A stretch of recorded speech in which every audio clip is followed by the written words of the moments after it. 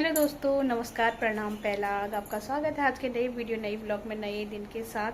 तो आज का वीडियो बनाने का खास रीज़न ये है कि मैं आप लोगों के साथ कुछ शेयर करना चाहती हूँ अपने उत्तराखंड के संबंधित। लेना बिरुड़ भीग गए थे कल शाम को, लेकिन ये परसों भीगने थे, लेकिन मैंने ना सिर्फ खाने के लिए भिगा रखे हैं, क्योंकि इसको भिगाने का ना एक वो होता है, नियम होता है। ऐसे ही नहीं भिगाते हैं, ये बोलते हैं ये भगवान को चढ़ता है, प्रसाद होता है भगवान का, तो भगवान पे चढ़ता है, तो इसको ऐसे ही बिना नियम से नहीं भिगाते हैं। ये मैंने सिर्फ खाने के लिए भिगा रखे हैं, जिसमें 5 अनाज होते हैं। 5 अनाज को मिल करके बिरुड़े भिगाए जाते हैं। और जो ये बर्तन, जो पात्र में भिगाते हैं ना, इसकी भी पूजा की जाती है। गोबर और दूब घास से इसको तिलक करके, इसको शुद्ध करके तब इसमें भिगाया जाता है। नियम से पूजा करके, आरती करके इसको भिगाते हैं। मैंने सिर्फ खाने के लिए कल भिगाए थे, मतलब गांव में जो भीगे होंगे वो 3 दिन हो गए, उसके बाद ही मैंने भिगाए हैं, मतलब कल शाम को। बोलते हैं कि बिरुड़ भिगाने के नियम होते हैं, ये सच है, होता है नियम, क्योंकि गांव में हमने बचपन से देखा है। मेरी दादी, मेरी मम्मी लोग अभी भी इस त्योहार को मनाते हैं, और बहुत मतलब पवित्र त्योहार होता है। इसको अच्छे से नियम से मनाया जाता है। नियम से व्रत रख के पूजा करते, मतलब इसकी पूजा करते हैं जब भिगाते हैं इसको।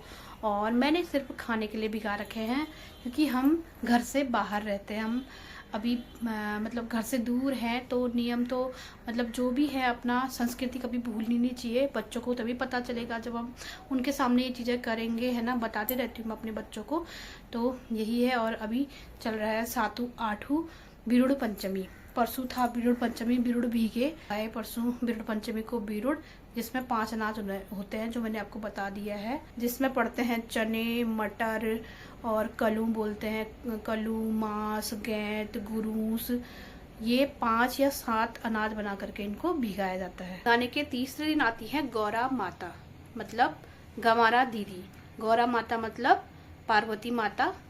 गमारा दीदी का नाम ही गौरा माता होता है। गमारा दीदी आती है बिरुड़ भिगाए के तीसरे दिन, जिसमें उनको बनाया जाता है। बनाते कैसे हैं कि धान के खेत में उगता है एक पौधा, जिसको सौ का पौधा बोलते हैं, तो उससे बनाई जाती है गमारा दीदी। महेश्वर भगवान भी और गमारा दीदी भी उसी से बनाई जाती हैं। तो महिलाएं उस दिन तीसरे दिन व्रत रहते हैं, और उनको लाया जाता है खेतों से, पूरे अपने लोकगीत के साथ उनको पूरे विधि विधान से उनको वहां से ला करके उनको बनाया जाता है। एक टोकरी में उनको बना करके उनको पूरा श्रृंगार करते हैं। पूरा जो भी दुल्हन का श्रृंगार होता है वो किया जाता है गमरा दीदी का, जिसमें लहंगा, पिछौड़ी, नथ, चूड़ी, बिंदी और सारी चीज़ें जो भी होती है उनको पहनाई जाती है। फिर उन बिरुड़ जो भिगाए थे उनको ले जाया जाता है नौले, धारे, हैंडपंप, नल, जिसके पास जो सुविधा है वहाँ पे उनको धोया जाता है। और उसके बाद उनकी गमरा दीदी की पूजा की जाती है। बिरुड़ चढ़ते हैं उसमें, और आरती पूजा हो करके अपने लोकगीत जो होते हैं उनसे उनका स्वागत किया जाता है, और उनको सजा करके पूरा मनोरंजन किया जाता है। एक के घर पे उनको स्थापित किया जाता है। और दूसरे दिन आते हैं महेश्वर, मतलब बोले तो शिव शंकर भगवान।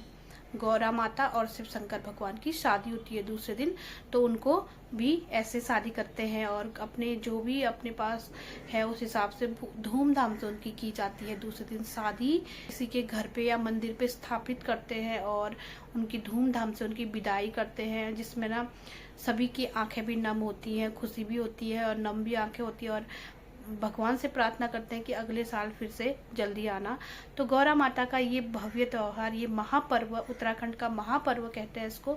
इसमें बहुत सारे नियम हैं जो मतलब मुझे उतने अच्छे से नहीं आते हैं, लेकिन फिर भी जितना मुझे पता है मैं आपके साथ वो मतलब आपको बताना, इतनी चीज़ें मुझे पता है मैं आपके साथ वो चीज़ें शेयर कर रही हूँ। और जितना मैंने बचपन से देखा है, मेरे मायके में मेरे घर पे ही गौरा माता आती थी, और गमारा दीदी आती थी, मतलब गमारा दीदी आती थी, और वहाँ पे त्योहार मनाया जाता था। जो भी नियम है, मेरी दादी लोग, मम्मी लोग, जो भी घर के सयाने हैं, वो इस नियम से मनाते थे। जितना मेरे को पता है मैं आपको बता रही हूँ। और मैं बच्चों को भी यही सिखाती हूँ कि बेटा अपनी संस्कृति कभी भूलना नहीं है। अपनी संस्कृति जब हम करेंगे तब हमारे बच्चों को पता चलेगा घर से, क्योंकि हर कोई आजकल घर में नहीं रहता, कोई घर किसी भी रीजन से, अपने काम से या बच्चों की पढ़ाई के लिए घर से बाहर रहते हैं। और हम इतनी दूर हैं कि हम जल्दी ना घर पे अभी जा भी नहीं सकते हैं, वही छुट्टियों में ही जाना होता है हमारा। तो छुट्टियों में जाने से क्या होता है, जो त्योहार उस टाइम पे होते हैं वही हम बच्चों को सिखा पाते हैं। लेकिन हम यहाँ पे हैं, हमने जो देखा है हम अपने बच्चों को, वो हमारा फर्ज बनता है कि हम अपने बच्चों को बताएं। तो बस यही है, मतलब बहुत लंबी कहानी, बहुत लंबी बातें हैं, बहुत छोटी छोटी चीज़ें भी हैं जो मेरे से छूट रही हैं। मतलब मेरे कहने कोई गलती हुई हो तो मुझे माफ़ करना, क्योंकि हर चीज़ एक वीडियो में नहीं बता सकते ना, क्योंकि बहुत सारे नियम होते हैं। तो महेश्वर जिस दिन आते हैं उस दिन भी व्रत होता है सबका, और दुब धागा पहनते हैं व्रत रह के, तो दुब धागा गले में पहनते हैं मतलब।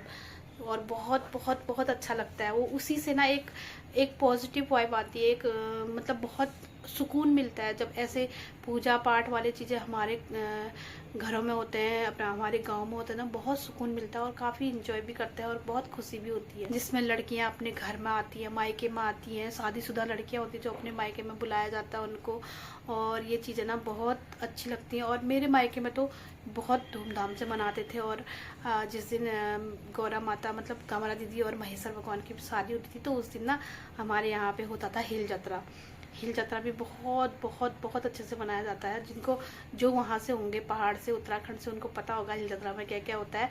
तो बहुत अच्छा लगता है, हमने बचपन से देखा है, तो इसीलिए मेरे को ये चीज़ें बहुत, मतलब नाम सुनने से ही फील हो रहा है कि हाँ ऐसा हो रहा होगा। तो इस टाइम के बाद ना त्योहार ही त्योहार स्टार्ट हो जाते हैं। अभी ये हरेला हुआ था, फिर घी त्यार, फिर बिरोड़ पंचमी, फिर मोष्टमानु, फिर ये नवरात्रि, फिर उसके बाद बहुत सारे त्योहार, और नवरात्रि में पूजा पाठ होती है, तो बहुत अच्छा लगता है। देवभूमि उत्तराखंड है, देवभूमि उत्तराखंड में तो देवताओं को पूजा जाता है, देवताओं के नाम से ही बहुत सारे त्योहारों को मनाया जाता है, इसीलिए उसे देवभूमि कहा जाता है। वहाँ पे जो भी छोटे मोटे प्रोग्राम, जो भी फंक्शन, जो भी त्योहार होते हैं, वो सिर्फ देवताओं के नाम से होता है। किसी न किसी रीजन में देवताओं को पूजा जाता है, किसी न किसी रूप में देवताओं को पूजा जाता है। हर चीज में, हर कण में, हर घर में, हर जगह पे देवी देवता वहाँ पे विराजमान रहते हैं। बहुत सारे जगह पे आजकल ये चीजें कल्चर को ना भूल गए हैं।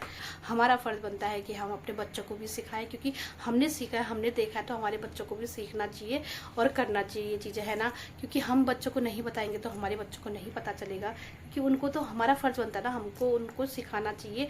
हमको जैसे हमारे मम्मी पापा, दादा दादी, बड़े बुजुर्गों ने सिखाया, तो हमारा भी फर्ज बनता है कि हम अपने बच्चों को सिखाएं। क्योंकि पहले के ज़माने में क्या होता, जॉइंट फैमिली होती थी, पूरे बहुत सारे मेंबर साथ रहते थे, तो कोई भी त्योहार होता था तो सब इकट्ठा करते थे, सभी बच्चों को तभी पता चलता था। अभी क्या है, छोटे छोटे परिवार अलग अलग रहने लग गए हैं, तो उसमें क्या है कि बच्चों को सब चीज़ नहीं पता रहती है। तो बस यही है। और विरुड़ को ना भिगाने का नियम होता है। सबसे पहले मैंने सिर्फ खाने के लिए भिगा रखे हैं, क्योंकि मेरे घर पे, मेरे ससुराल में नहीं भीगते हैं, नहीं पड़ते हैं। तो कुछ होता होगा, सालों पहले कुछ हुआ होगा शायद, तभी नहीं भीगते होंगे। तो बस यही कारण है। और अगर मेरे कहने इस वीडियो में कोई गलती हो बोलने में, तो प्लीज़ मुझे क्षमा करना। और वीडियो करती हूँ यहीं पे एंड। आशा करती हूँ कि आज की वीडियो आपको अच्छी लगी तो प्यारा सा कमेंट करना और चैनल को सब्सक्राइब करना। मिलते हैं नए ब्लॉग में, बाय बाय।